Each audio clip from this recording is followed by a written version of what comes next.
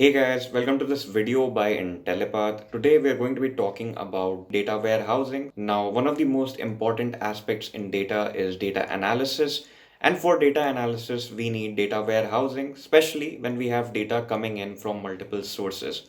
This video is going to be about the top 25 interview questions that can be asked of you if you are applying for a job in the data warehousing domain. Before we begin with this session, be sure to hit that subscribe button and click on that bell notification icon so you never miss out on any updates from us. So let us get to the interview questions. First question that we have is compare a database with a data warehouse. Now, there are obvious differences between the two. For instance, the type of data which is used in databases include relational or object-oriented data, while in data warehouse, since we are getting data from multiple sources, we have a large volume of data as well as multiple data types. For the data operations aspect, databases deal with transactional processing, while data warehouses deal with data modeling and analysis. The dimension of data in databases is two-dimensional because we are dealing with tables, which are essentially 2D arrays, while in data warehouses, we can have multidimensional data. They could be 3D, 4D. Data design. Databases have ER-based and application-oriented database design, while data warehouses have stars, snowflake schema, and subject-oriented database design. The size of data in databases, traditional databases,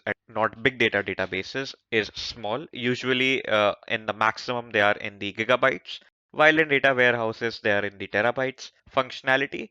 For databases, it's high availability and performance. With data warehouse, it's high flexibility and user autonomy because we are going to be performing a lot of analysis with the data warehouse. Moving on to question number two, what is the purpose of cluster analysis and data warehousing? Now, one of the purposes of cluster analysis is to achieve scalability. So regardless of the quantity of data, we are able to analyze it.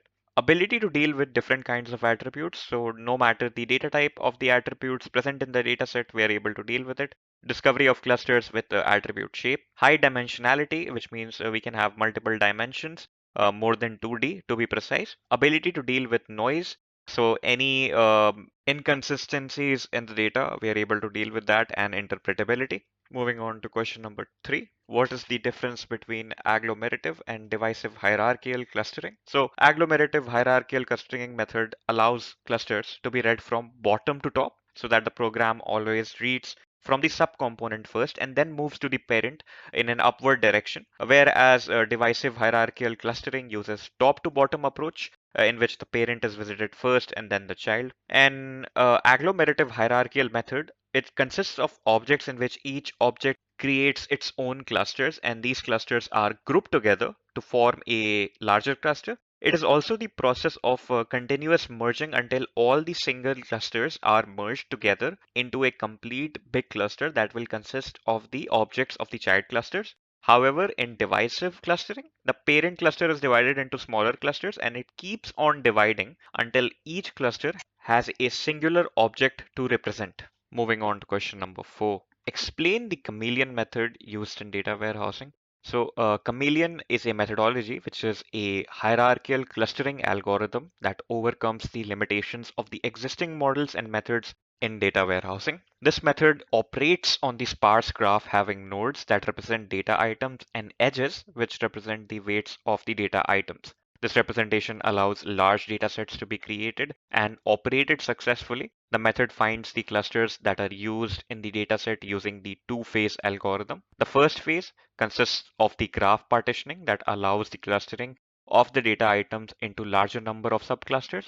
The second phase, on the other hand, uses an agglomerative hierarchical clustering algorithm to search for the clusters that are genuine and can be combined together with the subclusters that are produced. Moving on to question number five, what is virtual data warehousing? Now, a virtual data warehouse provides a collective view of the completed data in that warehouse. A virtual data warehouse has no historic data. It can be considered as a logical data model of the given metadata. The virtual data warehousing is the de facto information system strategy for supporting analytical decision making. It is one of the best ways for translating raw data and presenting it in the form that can be used by decision makers. It provides a semantic map, which allows the end user as well for viewing as the data is virtualized. Moving on to question number 6. Now we need to understand what active data warehousing is. An active data warehouse represents a single state of a business. Active data warehousing considers the analytical perspectives of customers and suppliers. It helps deliver the updated data through reports. Now, this is the most common form of data warehousing, which is used for businesses, large businesses in specific, which deal in the industry of e-commerce or commerce.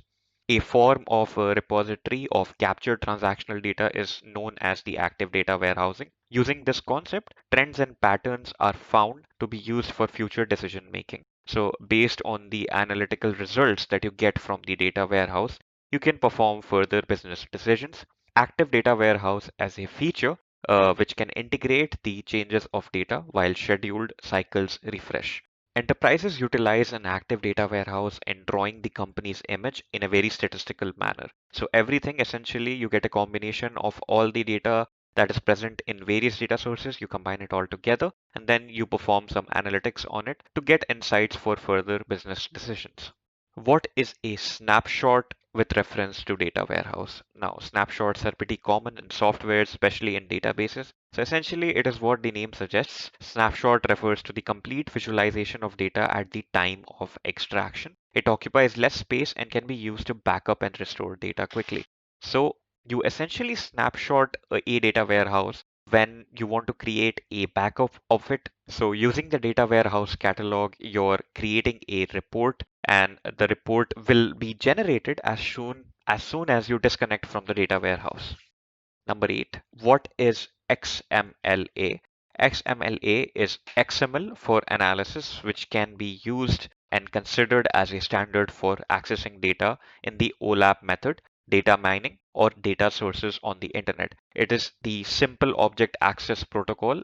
XMLA uses discover and execute methods. Discover fetches information from the internet, while the execute allows the application to execute against the data sources that are present. XMLA is an industry standard for accessing data in analytical systems such as OLAP. It is based on XML, SOAP, and HTTP. XMLA specifies MDXML as a query language. In XMLA 1.1 version, the only construct is the MDXML in an MDX statement enclosed in the tag.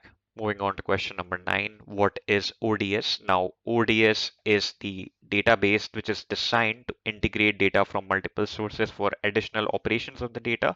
The full form of ODS is operational data source. So unlike the master data source that you have, the data is not sent back to the operational systems. It may be passed for further operations and to the data warehouse for reporting. In ODS, data can be scrubbed, resolved for redundancy, and checked for compliance with the corresponding business rules. So whatever data you have, in order to filter it out basically, to see if there is some data redundancy in the data, it is checked, and it also sees whether the data is compliant with the organization's business rules. This data can be used for integrating disparate data from multiple sources so that business operations analysis and reporting can be carried out. This is the place where most of the data used in the current operation is housed before it's transferred to the data warehouse for longer term and for storage and archiving. And ODS is designed for relatively simple queries on small amounts of data, such as finding the status of a customer order. So you have a data warehouse which is present to you. Say, for instance,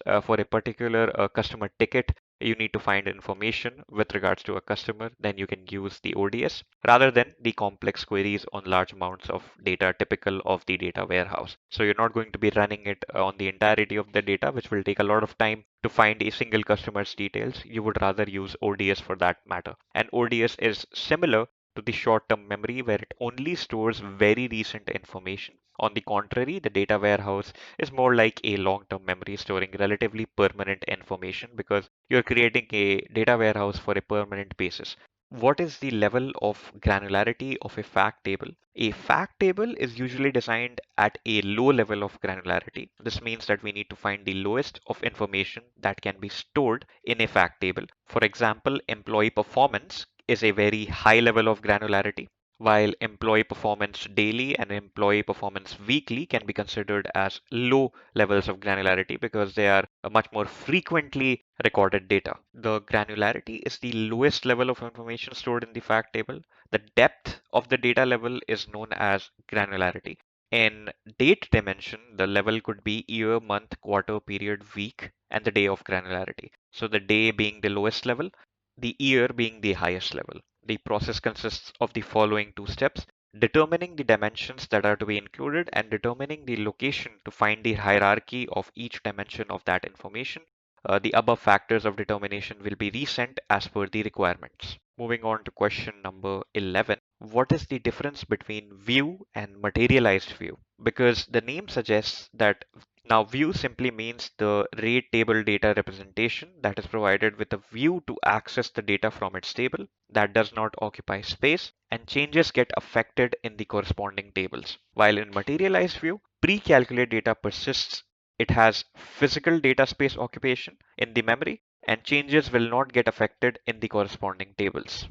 What is junk dimension? In scenarios where data may not be appropriate to store in the schema, the data or attributes can be stored in a junk dimension. The nature of the junk in this particular dimension is usually Boolean or flag values. A single dimension is formed by lumping a small number of dimensions. This is called a junk dimension. A junk dimension has unrelated attributes. The process of grouping these random flags and text attributes in a dimension by transmitting them to a distinguished subdimension is related to junk dimension. So essentially any data that need not be stored in the data warehouse because it is unnecessary is stored in the junk dimension. Moving on to question number 13. What are the different types of SCDs used in data warehousing? SCDs are also short for slowly changing dimensions. They are the dimensions in which the data changes slowly rather than changing regularly on a timely basis. There are three types of SCDs. The first is SCD1. It is a record that is used to replace the original record even when there is only one record existing in the database. The current data will be replaced and the new data will take its place. SCD2, it is the new record file that is added to the dimension table. This record exists in the database with the current data and the previous data that is stored in the history. SCD3, this uses the original data that is modified to the new data. This consists of two records, one record that exists in the database and the another record which will replace the old database record with this new information. Moving on to question number 14, which one is faster, multidimensional OLAP or relational OLAP? Now, multidimensional OLAP, also known as MOLAP, is faster than relational OLAP because of the following reasons. In MOLAP, the data is stored in a multidimensional queue. The storage is not in the relational database, but in proprietary formats. One, for example, is Power OLAP, which is the of the extension .olp. MOLAP products are compatible with Excel, which make data interactions easy to use even for non-technical members of a team. Enroll-app products access a relational database by using SQL, which is the standard language that is used to define and manipulate data in an RDBMS. So, since Rollup is not accessible by simple programs like Excel, you need to know SQL in order to be able to query that data. That is why it's not as compatible with people who don't have that much technical knowledge. Subsequent processing may occur in the RDBMS or within a mid-tier server, which accepts requests from clients, translates them into SQL statements, and passes them to the RDBMS. So, due to multidimensional OLAP using a proprietary file format, it is faster than relational OLAP. Moving on to question number 15. What is hybrid SCD? Now we discussed SCD 1, 2, and 3 earlier on. Hybrid SCDs are combinations of both SCD1 and SCD2. It may happen that in a table some columns are important and we need to track changes for them, that is capture the historical data for them, whereas in some columns even if the data changes we do not need to bother. For such tables we implement hybrid SCDs wherein some columns are of type 1 and some are of type 2. So basically we are not applying a blanket rule on the entire table.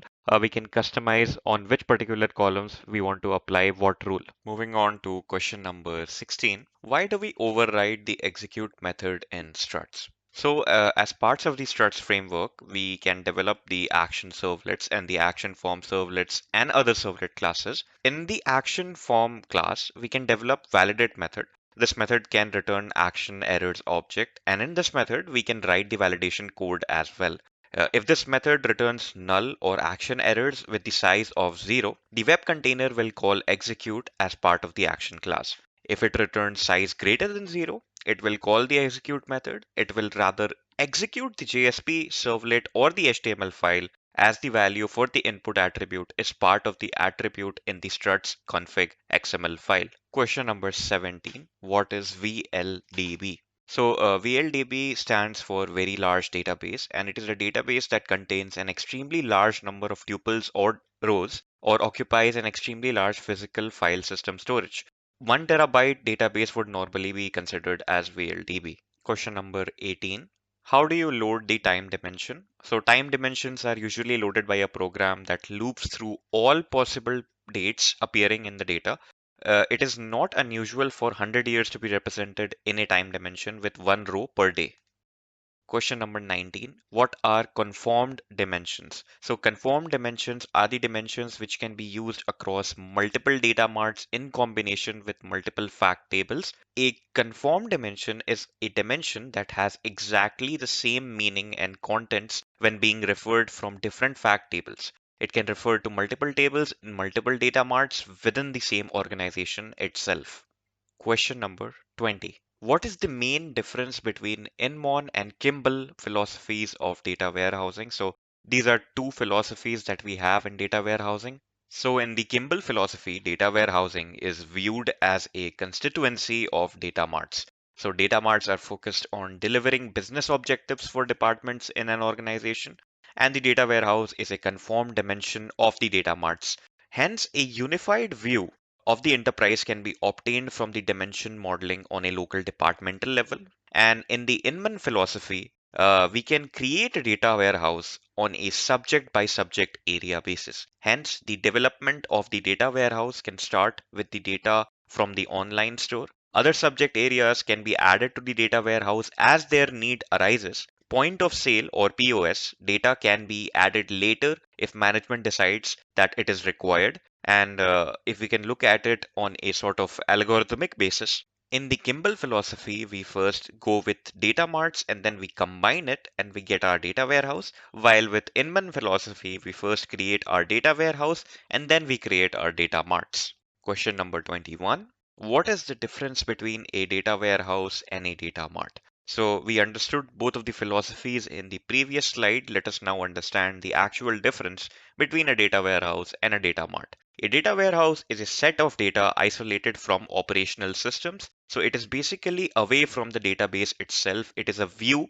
of the database. This helps an organization deal with its decision making process. A data mart is a subset of a data warehouse that is geared to a particular business line. Data marts provide the stock of condensed data collected in the organization for research on a particular field or entity. So this is basically stating that the data warehouse contains a whole variety of information, while a data mart is just a subset of that information based on a particular business line or model. So basically say you have a data warehouse that is based on customer and sales data. You can create a data mart that is purely based on transactional data with the combination of those two data lines. Instead of getting the entirety of the customer and sales data, you're just getting the data that is relevant to your transactional data set. The second difference is a data warehouse typically has a size greater than 100 gigabytes, while the size of a data mart is less than 100 gigabytes. Due to the disparity in scope, the design and utility of